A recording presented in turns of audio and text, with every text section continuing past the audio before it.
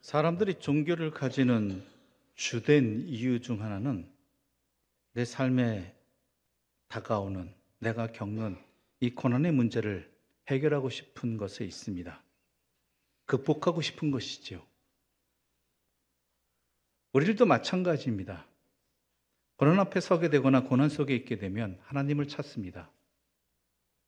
기도를 하고 평상시보다 더 열심히 성전을 찾습니다. 그리고 혹시 내가 무언가 잘못해서 이런 고난 앞에 서게 되는가 그것을 살피게 됩니다. 당연한 반응입니다. 잘못된 것 아닙니다. 하지만 그렇게 해서 얻고자 하는 것이 무엇인가는 잘 분별해야 한다는 것입니다. 왜냐하면 이 고난들은 내 인생에 한 번만 일어나는 것은 아니기 때문입니다. 한 번만 일어나게 된다라면 그저 이 고난이 지나가면 끝나면 그만이겠지만 계속되는 이 고난 속에서 고난 해결만이 그 자체만이 목적이 된다면 그 계속되는 고난은 언젠가 우리를 소모시킬 것이기 때문입니다.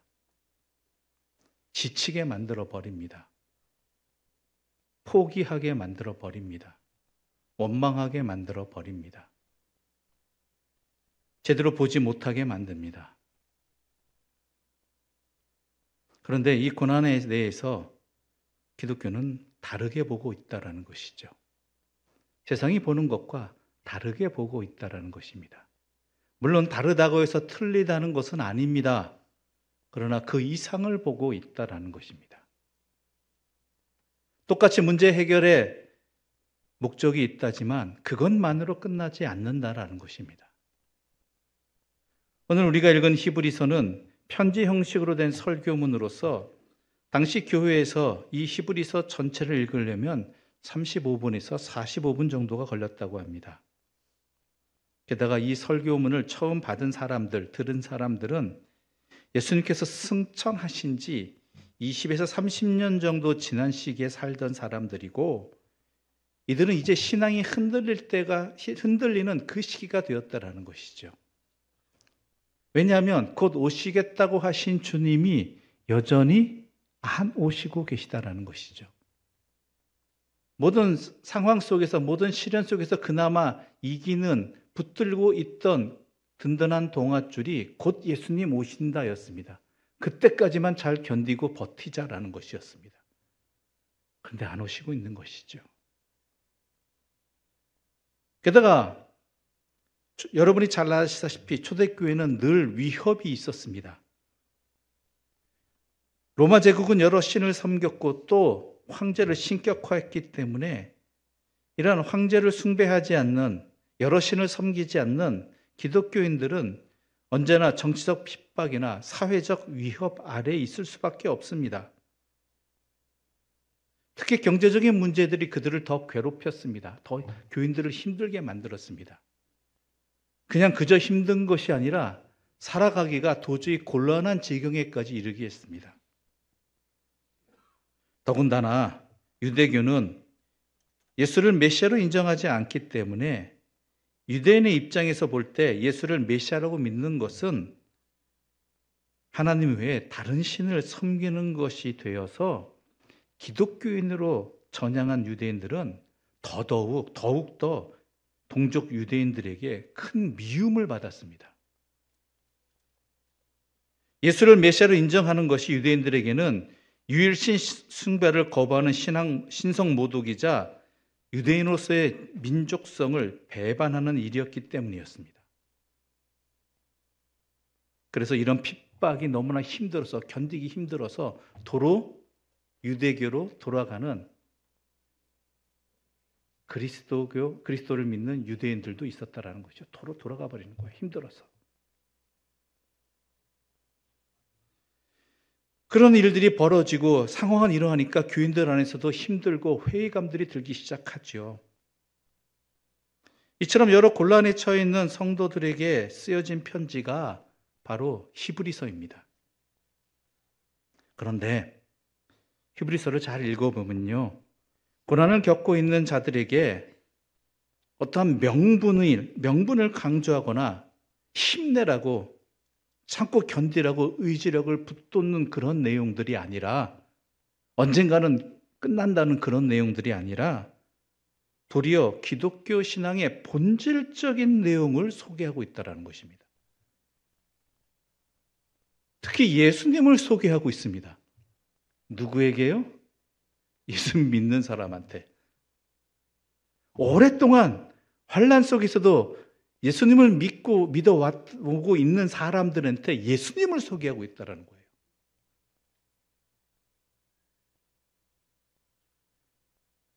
그것은 왜 그러느냐? 여기에 바로 우리들이 당하고 있는 현실의 이 고난을 극복할 수 있는 열쇠가 있다라고 말하고 있는 것이죠.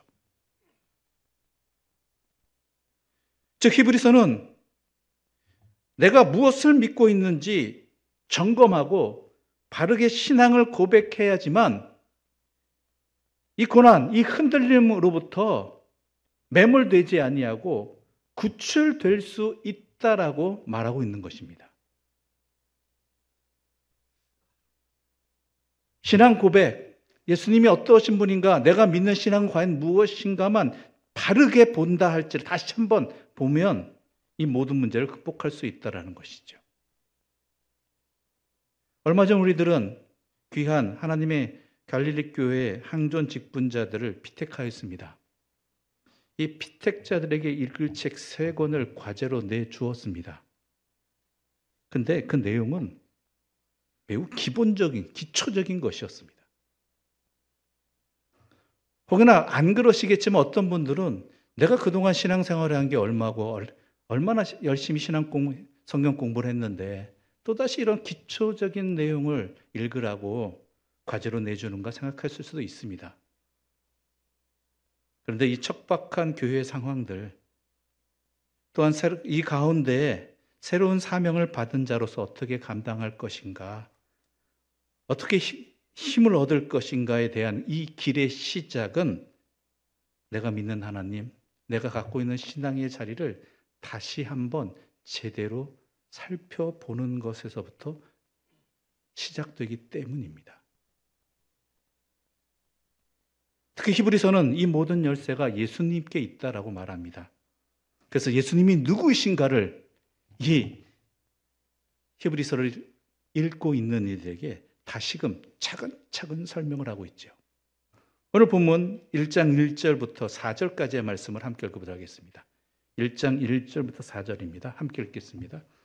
옛적에 선지자들을 통하여 여러 부분과 여러 모양으로 우리 조상들에게 말씀하신 하나님이 이 모든 날 마지막에는 아들을 통하여 우리에게 말씀하셨으니 이 아들을 만유의 상속자로 세우시고 또 그로 말미암아 모든 세계를 지으셨느니라. 이는 하나님의 영광의 광채시요 그 본체의 형상이시라. 그의 능력의 말씀으로 만물을 붙드시며 죄를 정결하게 하는 일을 하시고 높은 곳에 계신 지극히 크신 이의 우편에 앉으셨느니라. 그는 천사보다 훨씬 뛰어넘은 그들보다 더욱 아름다운 이름을 기업으로 얻으심이니. 첫 번째, 예수님이 누구이신가? 하나님의 뜻을 직접 나타내 보여주시려고 예수님께서 우리에게 세상에 보내신 분이라는 것입니다. 하나님은 이전에는 우주 만물을 통해 하나님을 알게 하셨습니다. 지금도 마찬가지죠. 역사를 통해서 하나님의 뜻을 전하기도 하셨습니다. 선지자를 통해서 하나님의 뜻을 알려주시기도 하셨습니다. 그런데 이제 가장 정확하게, 분명하게 하나님의 뜻을 알려주시고 보여주시기 위해서 자기의 아들 예수 그리스도를 이 땅에 보내주셔서 직접 전해주신 것이란 말입니다. 그분이 바로 예수님이시라는 것이죠. 즉 성경도 예수님을 통해서 볼 때, 예수님의 초점을 통해서 볼 때에 제대로 이해할 수 있다는 것이죠. 그러면 내가 예수님을 어떻게 믿고 있는가, 어떤 분으로 알고 있는가가 가장 중요한 시작이라는 것이고 하나님의 말씀을 제대로 이해할 수 있는 길이라는 것이죠. 두 번째로 예수님은 하나님과 함께 천지를 창조하신 분이시며 만물의 상속자이십니다. 여러분 다 알고 계시는 내용 아닙니까? 다 고백하는 내용들이잖아요. 새로운 내용 없잖아요. 당시 히브리서를 읽는 초대교회 사람들도 마찬가지였단 말이에요. 다시 예수님에 대해서 생각해봐라는 거예요. 세 번째로 예수님은 우리 죄 문제를 해결해 주신 구세주이십니다. 죄로 죽을 수밖에 없는 우리를 위해서 십자가에 달려 대신 돌아가심으로써 죄를 정결하게 하시는 일을 하시고 다시 살아나셔서 지금은 하나님 우편에 앉아 계시다라는 것이죠. 그럼 우편에 앉으셔서 왜 무슨 일을 하시는가? 연약한 우리들, 예수님을 믿고 따르는 그리스도인들을 위해서 하나님께 변호하는 역할을 하고 계시다라고 예수님을 소개하고 있습니다. 또한 네 번째로 예수님은 모든 만물을 다스리시는 분이고 천사들의 경배를 받으시는 분이라고 말합니다. 또한 예수님은 공평하게 다스리시는 정의의 하나님의 아들이라고 1장 뒷부분에서 계속하여 설명하고 있습니다. 예수님께서 만물을 주관하시고 이 세상을 다스리는데 공평과 정의로 다스리시며 영원하신 통치자라는 것이죠. 또 예수님은 어제나 오늘이나 변함없는 분입니다.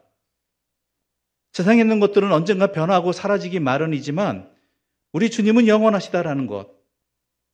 그 이야기는 우리를 향한 사랑이 영원하다라는 것입니다. 우리의 모습은 너무나 부끄럽습니다. 한없는 하나님의 사랑 가운데 살아왔지만 그 사랑에 합당치 못한 응답을 하였습니다. 그럼에도 불구하고 우리를 향한 하나님의 사랑은 변함이 없다라는 것이죠.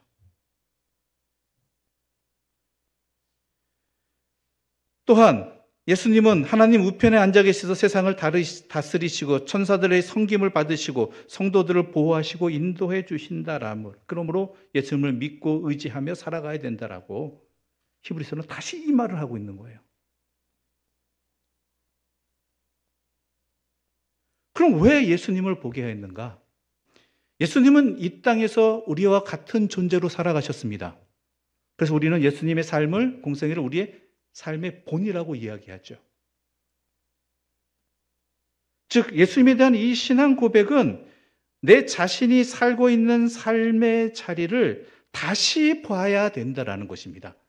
세상의 눈으로, 나의 눈으로가 아니라 주님의 눈으로 다시 보아야 한다라는 것이죠. 주님의 눈으로 다시 보기 위해서는 주님을 제대로 다시 알아야 된다는 것이죠. 제대로 알아야 된다. 히브리서를 읽는 초대교회의 삶의 자리는 고난의 자리였습니다. 히브리서는 고난을 당하는 그리스도인들에게 단순히 견뎌라, 참아라, 곧 지나간다 그렇게 말하지 않습니다. 왜냐하면 이 고난의 자리도 주님의 눈으로, 주님의 뜻 안에서 바라보면 다르게 보인다는 것이죠. 우리는 그저 넘어가고 견뎌내고 해결해야 될 것으로 보지만, 피해야 될 것으로만 보지만, 하나님께서 우리에게 이 고난을 허락하신 이유는 그 이상이기 때문입니다. 그 이상. 여러분 고난을 당할 때 그 생각하셨습니까? 어려움 당했을 때 그런 이해를 가지셨습니까? 그저 세상 사람들과 다를 바 없이 피해야 될 것, 해결해야 될 것, 극복해야 될 것, 이런 것만 보지 않으셨습니까? 거듭되는 고난 속에서 지쳐가지 않았습니까? 내 인생은 낭비되지 않았습니까? 이 고난 속에는 하나님의 뜻이 있다라는 것을 우리는 보았습니까? 보지 못했다면 왜 보지 못했느냐라는 것이죠. 그 근본 원인은 예수님에 대해서 제대로 알지 못하기 때문이다. 예수님은 고난 그 자체셨습니다.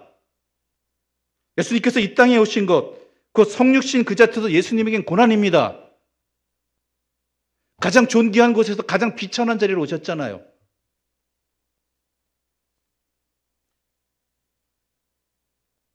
그리고 그분의 공생애, 십자가의 죽음, 이 모든 것이 고난이었습니다. 그런데 이 예수님의 고난을 통해서 이 고난이 우리가 생각하는 차원의 고난이 아니라는 것을 예수님을 통해서 발견할 수 있다라는 것이죠. 그것은 하나님의 섭리라는 것입니다. 우리를 향하신 하나님의 사랑이라는 것이죠.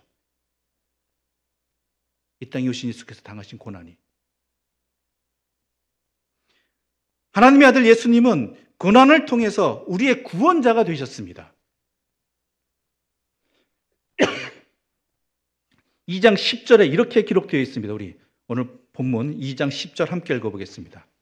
2장 10절 말씀입니다.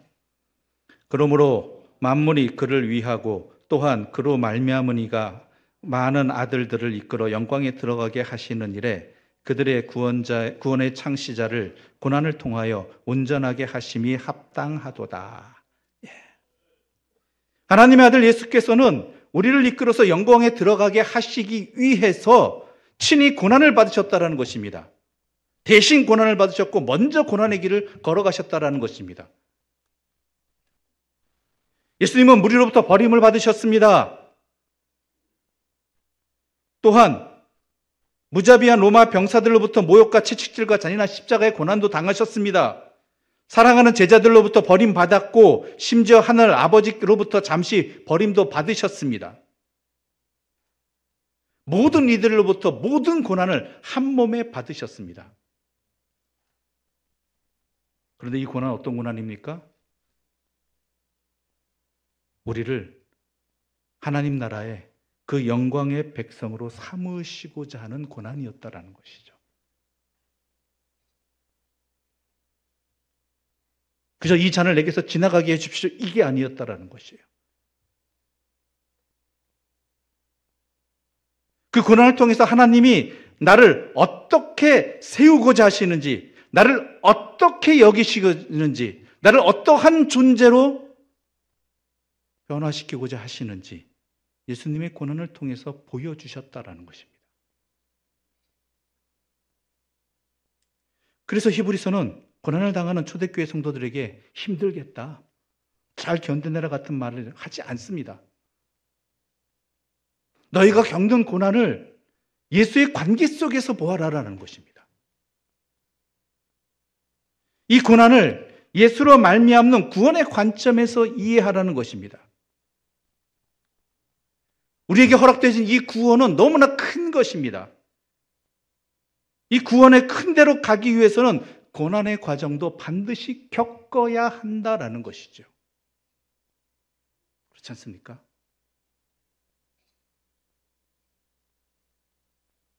그래서 쉽게 고난을 면제해 주거나 해결해 주지 않고 이 고난은 당연한 과정이라고, 이 고난은 나를 하나님의 자녀로 그냥 이 세상의 사람으로서가 아니라 하나님께서 상속자로 삼으신 그 하나님의 자녀로 세우시기 위한 연단의 과정이고 하나님의 능력이고 하나님의 방법이라고 말하고 있는 것입니다.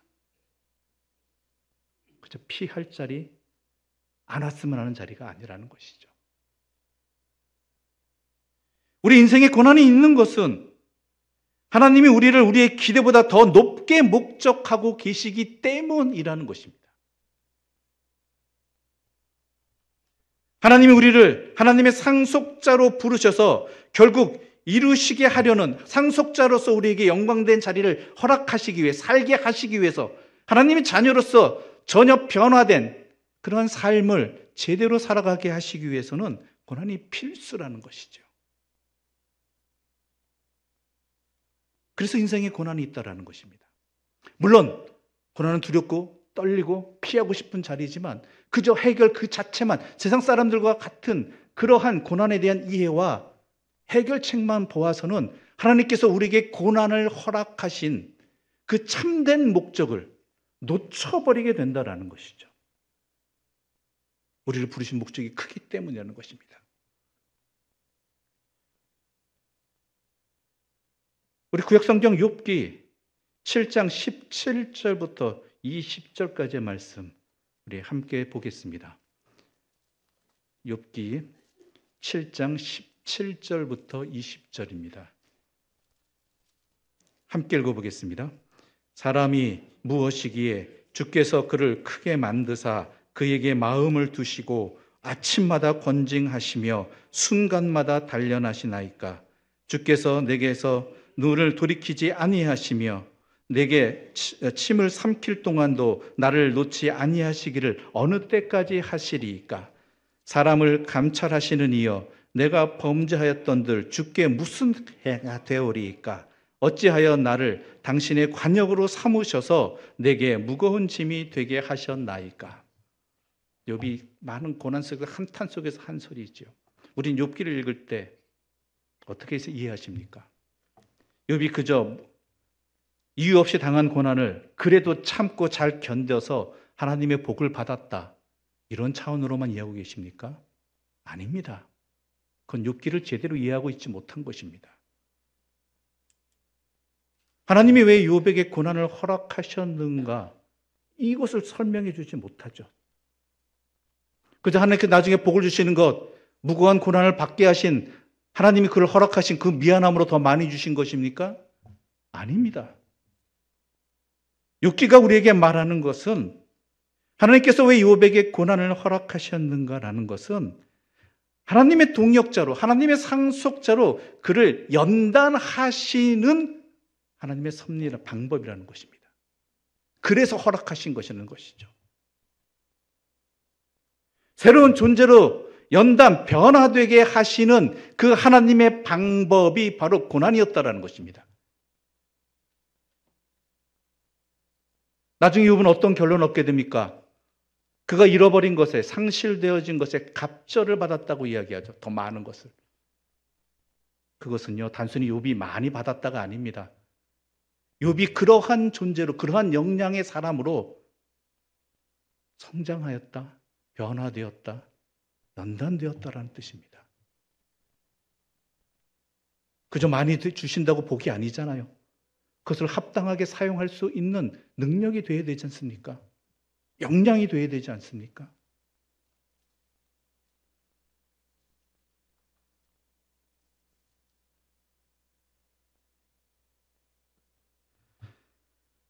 우리에게 있는 신앙의 문제는 지금 나에게 일어난 위기 하나를 극복하고 지금 있는 장애물 하나 제거한다고 해서 해결될 수 없는 것입니다. 우리의 고난을 해결한다고 해서 해결되는 것이 아닙니다. 도리어 계속되는 고난에 직면하게 됩니다. 도리어 우리의 눈이 달라져야 합니다. 해석의 기준이 달라져야 합니다. 내 인생살이 전체에 대한 참된 가치를 다시 한번 확인하는 자리가 되어야 되는 것입니다. 나의 한계에도 불구하고 하나님께서 나를 어떻게 여기시는지, 그런 하나님께서 여기시고자 하는, 세우고자 하시는 그러한 사람으로 나를 하나님의 능력으로 고난이라는 방법을 통해서 나를 세우시고 계시다라는 것. 그래서 결국에는 나로 하여금 이전과는 다른 존재로서, 하나님의 자녀로서, 하나님의 상속자로서 삶을 살아갈 수 있도록, 죽은 이후가 아니라 지금부터 살아갈 수 있도록 하나님께서 우리의 인생살이를 그렇게 연단하시는데 고난이라는 방법을 도구로 사용하고 계시다는 것이죠. 이게 그리스도인입니다.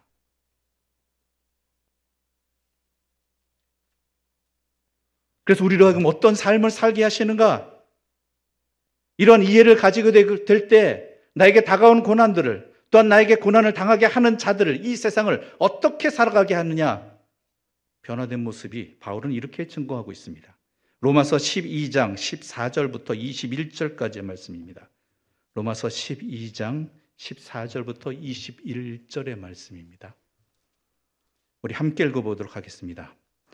너희를 박해하는 자를 축복하라. 축복하고 저주하지 말라. 즐거워하는 자들과 함께 즐거워하고 우는 자들과 함께 울라. 서로 마음을 같이 하며 높은 데 마음을 두지 말고 도리어 낮은 데 처하며 스스로 지혜 있는 채 하지 말라. 아무에게도 악을 악으로 갚지 말고 모든 사람 앞에서 선한 일을 도모하라. 할 수 있거든 너희로서는 모든 사람과 더불어 화목하라. 내 사랑하는 자들아, 너희가 친히 원수를 갚지 말고 하나님의 진노하심에 맡기라. 기록되었으되 원수 갚는 것이 내게 있으니 내가 갚으리라고 주께서 말씀하시니라. 내 원수가 줄이거든 먹이고 목마르거든 마시게 하라. 그러하므로 내가 숯불을 그 머리에 쌓아 놓으리라. 악에게 지지 말고 선으로 악을 이기라. 아멘. 이게 변화된 존재, 하나님께서 우리가 살기를 원하시는 영생의 삶의 모습입니다. 세상 사람들의 삶의 모습과 전혀 다른 세상을 살아가고 전혀 다른 가치관 속에서 기준을 가지고 반응하고 응답하고 당당하고 힘차게 살아가게 되죠. 하나님은 우리가 그러한 존재가 되기를 원하십니다. 아니, 그러한 존재로 세우셨고 또한 그러한 존재로서 우리가 연단되어지도록 우리에게 고난이라는 도구를 사용하시는 때가 많다라는 것이죠. 인간은 예수 안에서 지어집니다. 그 말은 그러므로 예수님이 고난을 통하셔서 우리를 하나님의 자녀로 회복시켜 주시고 살아가게 하신 것처럼 우리 또한 예수님이 그러하신 것처럼 이 고난의 짐을 통해서, 고난의 자리를 통해서 내 자신을 하나님의 자녀답게 연단시키시는 하나님의 그 기대하심에 응답할 수 있는 변화된 그 내 자신을, 삶을 소망하면서 이 삶의 자리를, 이 고난의 자리를 살아가야 되고 연단되어지고 이겨내야 한다는 것입니다. 그럴 때 그 고난은 단순히 나를 지치게 하는 자리가 아닙니다. 그저 해결되고 끝나야만 하는 그러한 허무하고 소비적인 자리가 아닙니다. 도리어 내가 서 있는 그 삶의 자리에서 최선을 다해서 주님을 닮아가려고 노력하는 그 기회가 되는 것이고 그로 말미암아 영생의 삶을 당당하게 살아갈 수 있는 하나님의 자녀들로서 굳게 세워지는 것입니다. 그리고 명심할 것은 이 모든 것의 시작은 바로 고난의 자리에서, 내 삶의 자리에서 예수를 제대로 고백하는 것에서부터 시작되어진다는 것. 이것을 히브리서는 오늘 우리들에게 말해주고 있는 것입니다.